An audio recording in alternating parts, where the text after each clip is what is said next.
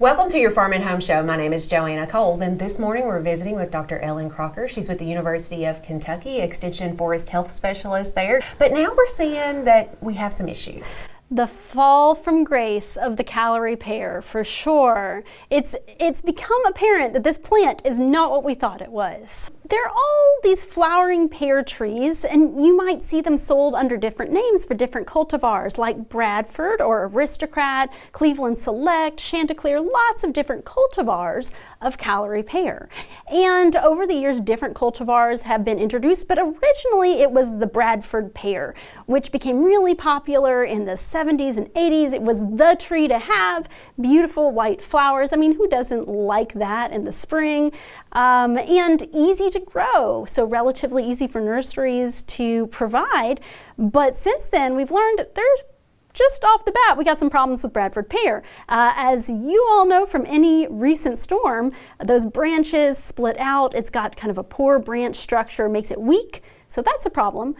But you also had the introduction of all these other cultivars of Callery pear because we want to fix that branch issue. We want different things. And unfortunately, while a Bradford pear is sterile with a Bradford pear, it's not sterile when it's crossed with all of these other cultivars. So on top of the problems that we have with Bradford pear just being a weak tree and maybe a poor selection for some of our landscape, we now have it popping up everywhere, invading all of our old fields and roadsides and natural areas, completely taking over. But now they're going to take over in a lot of different habitats, forming these dense thickets that have these thorns that can really get you or pop even the tires on your equipment if you're trying to get through there. So something that can be a real pain literally in your management as you're trying to get around. And it flowers when really nothing else has those leaves or flowers on. So you can pick them out super easily that time of year. And in fact, that's a really good time of year to flag trees that you're seeing on your property, because it's not the best time for management, but it's a really good time for identification.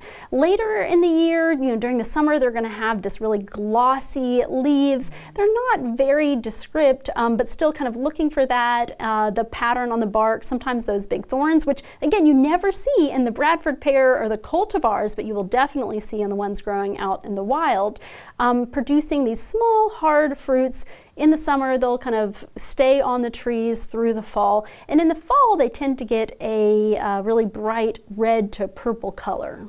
It's not illegal, and you can still purchase Callery pear. Now, they have fallen out of popularity in large part because they have these problems in the landscape as well, falling apart, becoming a nuisance in your home environment. But also important to note that they can spread from there. They don't stay put, and birds will eat those seeds and spread them distances. So there's still a problem here, unfortunately. Yeah, now what if somebody says, well, I have them in my home landscape.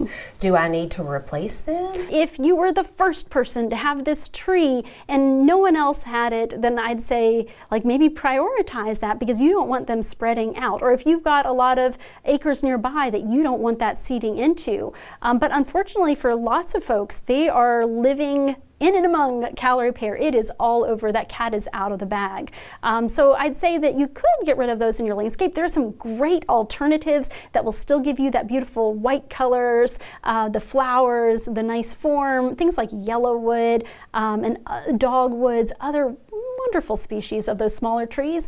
But on the other hand, the way I view it right now is really about what are we doing in those natural areas or kind of fields and forests, knowing that it's already out in the wild and it's already spreading. Now, if we have an abundance of these out there, what is the best way to control them? It really depends. It depends on what the setting is, what else is growing there, and how big those Callery pear are. If we're talking about a few little trees here or there, if they're small enough, you could even pull them up by hand, but also you could just target each of those trees individually, either with a foliar herbicide spray, a basal bark spray, or a cut stump application of herbicide, systemic herbicide that's going to be taken up by the plant, get into the root system and kill that whole plant, which is what you want, because if you you just cut it down, it'll sprout right back up.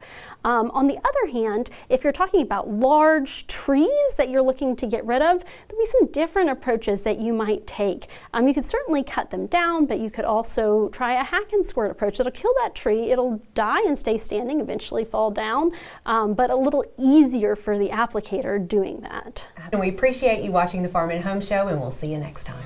If you have questions about today's topic, please call the Warren County Extension Office at the number on your screen. Thanks for watching and have a great day.